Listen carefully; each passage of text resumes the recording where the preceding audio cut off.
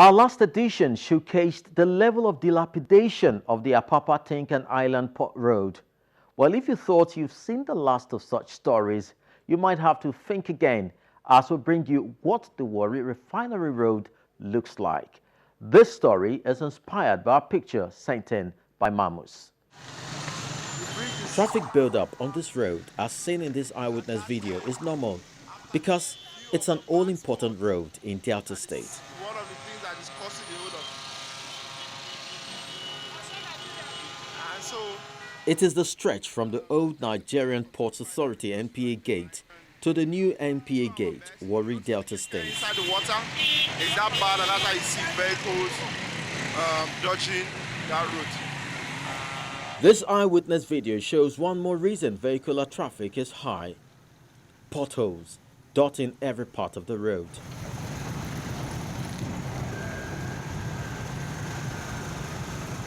The road, which serves as major route to the Warri port, usually attract heavy-duty vehicles going to the Warri Oil and Gas Free Trade Zone. There are other public health facilities in the area, such as the Warri Central Hospital. It is also the main entrance and exit to the oil city of Warri. Commercial drivers who ply the road often experience sad encounter due to the poor state of the road, which forces them to incur additional cost in the running of their businesses, which in turn reduces their income. This road, they destroy our motor. They destroy our motor every day with a repair motor. We know they see money they carry go us. Even business owners are not left out, as this manager here claims to have been providing palliative measures to put the road in a manageable state in order to run his business. As a matter of fact, we're still trying to do something about it because we know definitely the hardcore we actually put on it is going down. We're still watching it to see how we can get more hardcore to cover the passport and other. Well, as a matter of fact, this road is really something else. I think the government should come to our aid and see what they can do to us.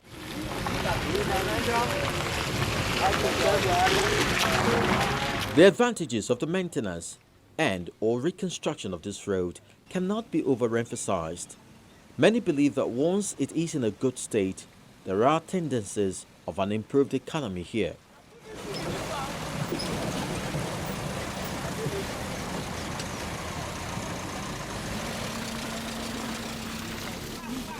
While the people can no longer afford to fold their arms and wait for the government, some of them have taken it upon themselves to introduce some palliatives.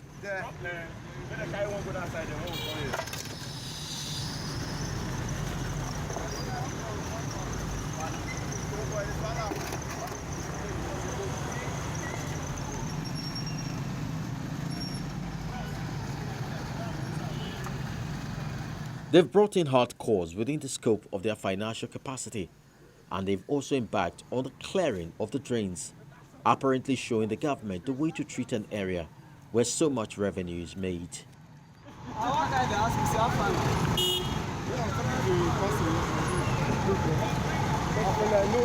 The government of the day may not have caused the neglect here, but they may also become parts if they choose to look away.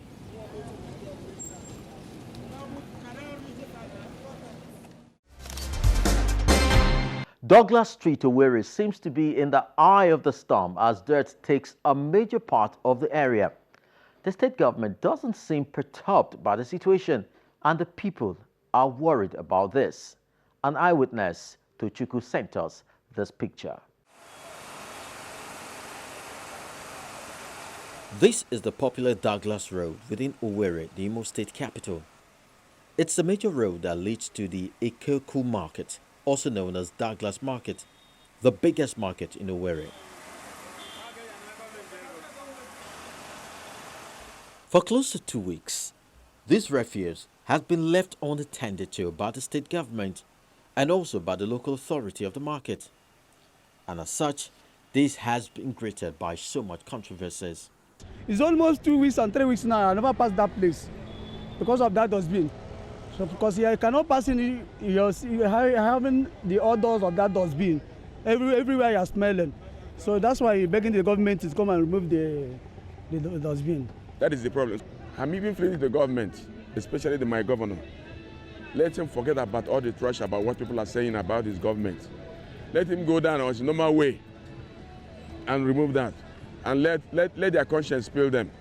Now in that market, and I want to tell you, Owele doesn't have the mind to remove that market. Owele wants to rebuild.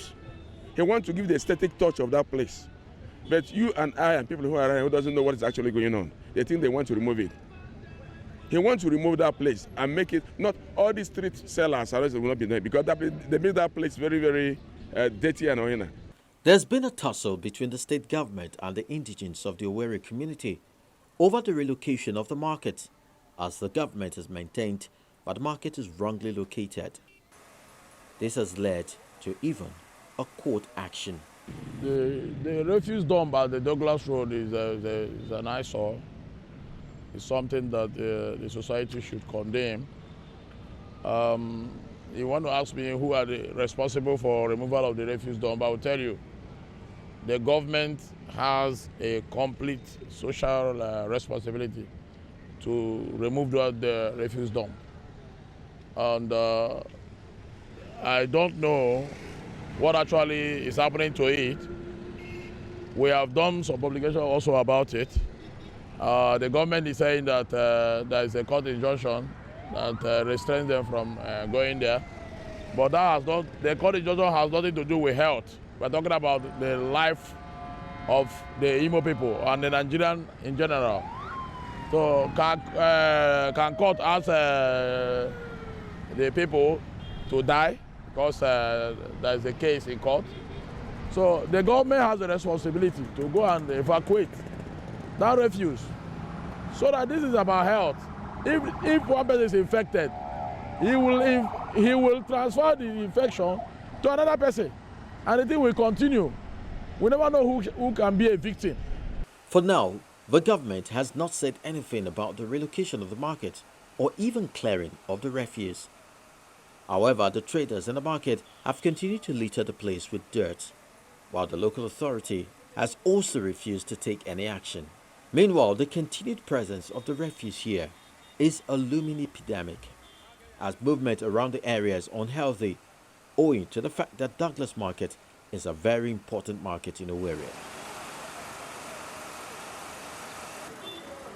It is, however, pertinent that all stakeholders address this issue amicably and as soon as possible to prevent any outburst of diseases across the state. The Eyewitness portal is available whenever you have a story to tell or share. Simply download the Channels TV app, tap on the Eyewitness icon and follow instruction on how to get your photo or video uploaded. Always endeavor to add a form of contact such as email or phone numbers to enable us get in touch with you and follow up on your stories. Right now, let's see some of those you posted for the week.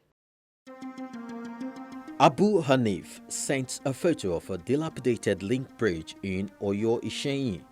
You say the road links lower and upper Okeogun part of Oyo State.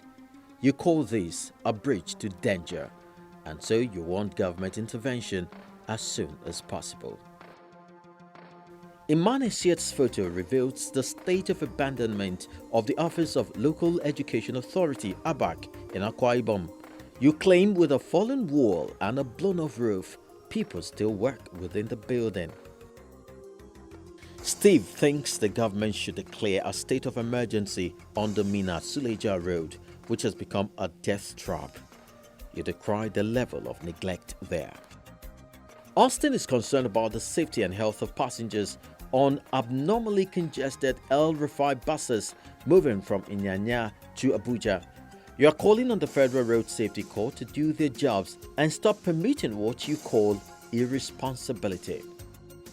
An alleged brutality of a trader by one Lieutenant Adeniji of the Ikeja Cantonment, Lagos, is brought to the fore as our eyewitness claimed a minor disagreement was visited with heavy brutality that left the victim distraught.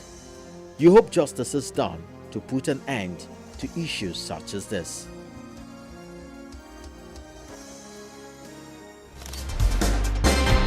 Now tell the world your story. Share your pictures on our Eyewitness portal. That's the much we have for you on this week's edition of Eyewitness Report. Do keep those photos and videos coming in, and we promise to keep our eyes on you.